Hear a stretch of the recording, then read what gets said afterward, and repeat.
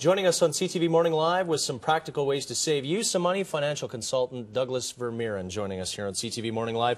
Before we get to the tips, you were talking earlier and out with a brand new book called Guerrilla Millionaire. Maybe explain that. That's right. Well, you may have heard of the guerrilla marketing brand that Jay Levinson did. They've actually sold probably in excess of 20 million books worldwide, and they typically focus on marketing and business books. And I've been fortunate enough to write 3 of them, and this is the first one that's on wealth and strategies on how to really take care of your family budget and become, more self-sufficient, if you will.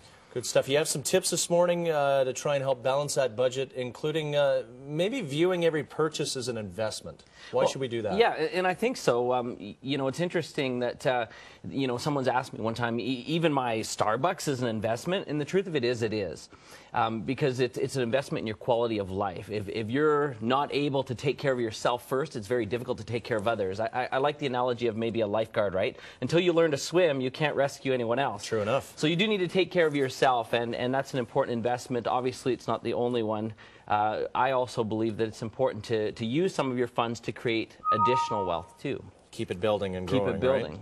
A lot of people have a tough time trying to balance the checkbook every month, but you suggest maybe building instead of trying to balance. Yeah, in fact, it's interesting. If you look at what's generally taught, most people are taught to become a money manager. And a manager is somebody who's reactive. They kind of respond to what's coming in. The bills are here. This is the money. And how do I make this fit with that?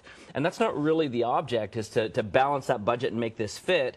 Really, the objective is to become a money strategist. So in other words, how can I prepare for the future? And rather than reacting and responding to what's coming at you instantly, we need to think ahead for what may be the future. And try and stay ahead of a curve, Try and stay ahead of the curve. And if we're planning in advance, we can often see that, for example, when we balance checkbook and there's an extra $100 at the end of the month, we're not off to the mall. We recognize that $100 can put us ahead. Yeah, we're not off to the mall for the new shoes or whatever it is. No shopping, Stacey. No shopping. But we can take that $100 and use it to prepare for what's coming in the future months in the time ahead. Most people don't think that far ahead with a budget, right?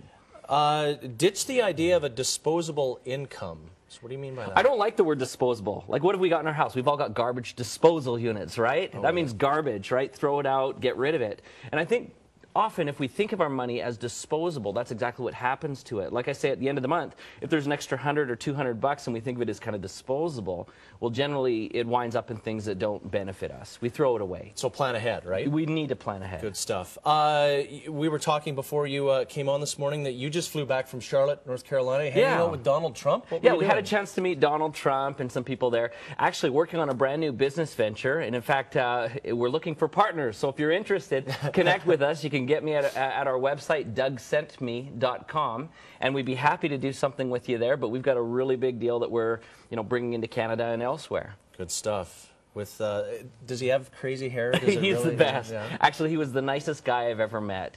Really kind, genuine, very, very caring. We see this hard personality of him on The Apprentice, the whole "you're fired" kind of thing. But really, I think he's a very, very clever business person who's really out there to help other people also expand and grow. He's very interested in seeing entrepreneurs succeed. Well, thanks for taking the time this morning and some money-saving tips. You can find out more by going to edmonton.ctvnews.ca.